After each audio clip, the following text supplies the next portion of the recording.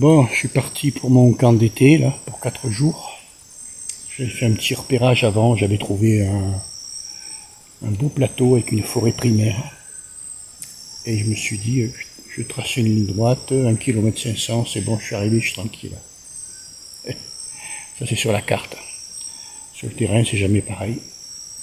Là, je suis dans une sorte de forêt de rabougrie, la forêt à ananas sauvage, comme on appelle ici, avec des ronces, tout ce qu'on veut. Bon, j'ai fait 500 mètres, il me reste encore plus de 1000 mètres à faire. Je les ferai pas. Enfin, je pourrais les faire, mais après, c'est plus de la balade, c'est pas la peine. Donc, j'ai un plan B, je vais piquer sur la gauche, monter en haut de cette montagne ici, et puis redescendre. Et là, il y a un coin qui est un peu isolé, avec une petite crique, en espérant qu'elle soit comme sur la carte, qu'il y ait assez d'eau pour se baigner le matin, au moins s'asperger. Et puis je vais l'allonger un petit peu jusqu'à ce que je trouve un endroit assez propre, dégagé. Mais bon, j'ai de la chance, on a une belle journée. C'était très nuageux ce matin, puis ça s'est levé d'un coup, là il y a un beau ciel bleu. Sauf que c'est déjà à 10h moins le quart. Et dans 2 heures, ça va commencer à cogner, donc il faut que je sois arrivé, quoi. Alors on y va.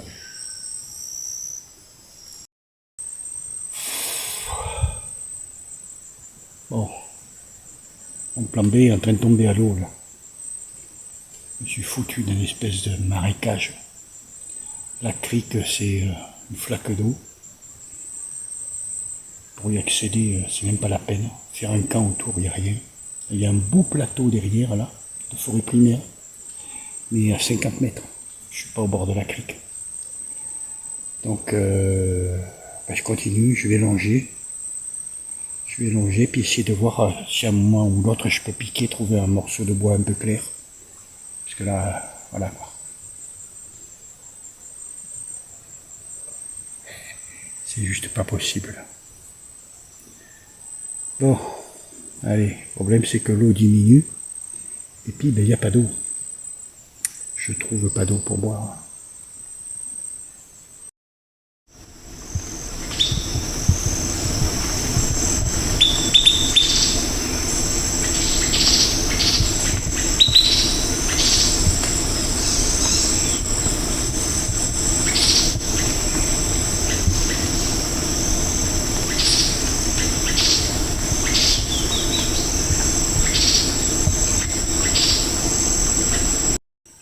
Bon, comme quoi, faut jamais perdre espoir. J'ai fait à peine 30 mètres de plus. J'entends gargouiller. Et je me retrouve avec une crique ici. Donc pas énorme, mais suffisamment pour se baigner le matin puis avoir de l'eau propre. Donc où j'étais avant, c'était une sorte de prix, mais la crique était encore un peu plus loin. Les cartes sont toujours fausses puisque le réseau hydrographique a été calqué dessus, il est décalé souvent. Je le savais, mais là j'ai au moins plus de 50 mètres d'écart. Donc en face de moi j'ai une montagne, une falaise. Il y a plein de trous en face, je sais pas ce que c'est. Si c'est des oiseaux, des animaux. Donc une super vue dégagée sur la montagne. Et de l'autre côté de la crique, j'ai une vue qui est pas trop mal au sol. En fin de compte, je vois sur 360. Par contre, ce qui m'intéresse aussi, c'est que voilà, le couvert est assez dégagé. Ça va même assez loin. Et là, pour les oiseaux, ça devrait être impeccable.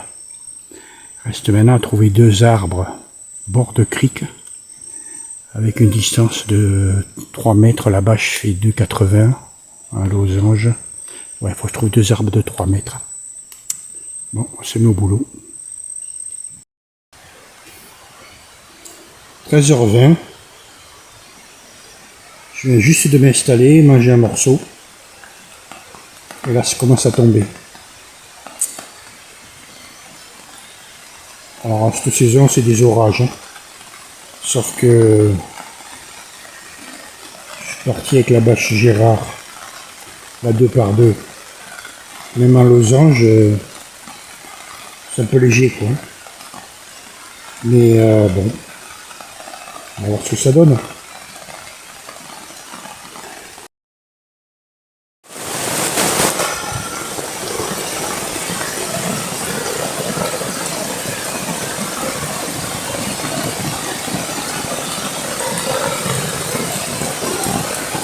Je pensais qu'il ne pleuvrait pas, que je puisse écouter la nuit.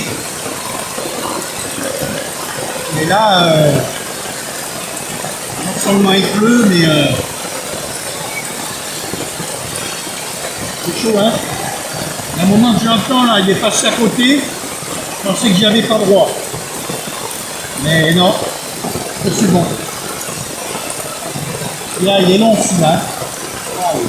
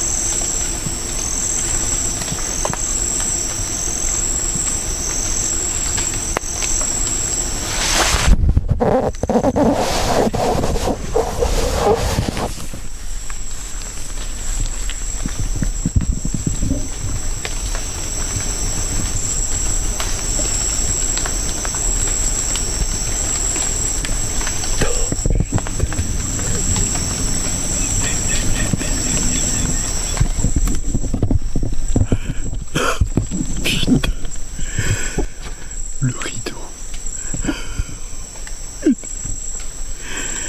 Le rideau qui vient de me tomber sur la gueule au moment où le puma passe. Ah, il y en a un qui va Eric voler là. Tu le volais, ton puma, Eric. Eh ben le voilà. Oh putain. J'ai pas tremblé une seconde. Un fantôme. C'est un fantôme. On l'entend pas passer. Je l'ai vu, j'ai cru que c'était la biche.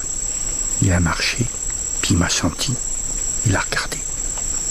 Et voyez, même un félin, ça bouge pas. Il s'est dit il y a quelque chose qui est pas normal. Mais ça bougeait pas. Il a repris sa route. C'est juste impressionnant, quoi. Mon premier puma en direct. Et ce putain, j'avais relevé la bâche, elle me tombe dessus. Et là, j'ai gagné ma journée, là. Putain, j'y crois pas. Une harpie. Elle a dégringolé de la montagne avec un gros singe dans ses pattes, enfin dans ses serres.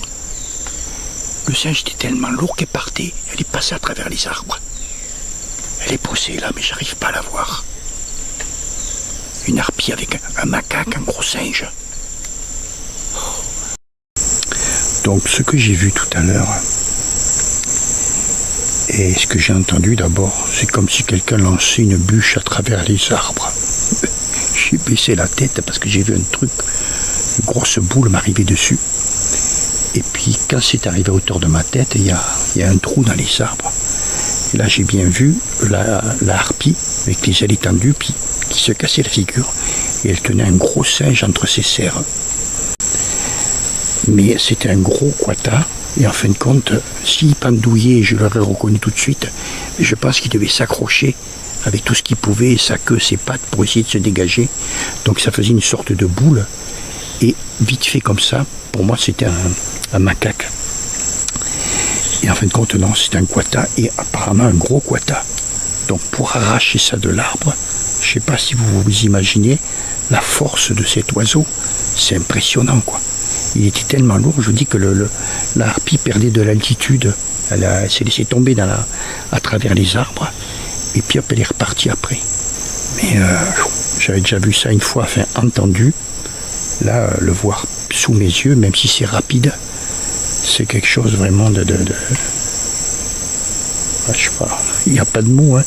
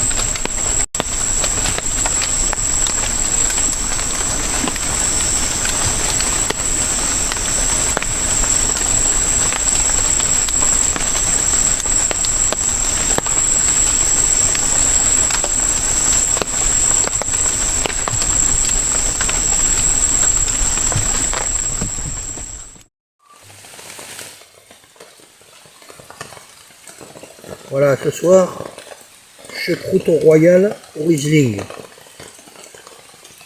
Ça va le faire.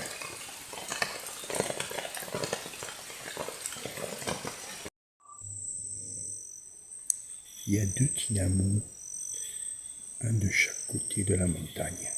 Ils viennent de chanter tous les deux. Il y en a un qui a chanté et puis l'autre qui a répondu.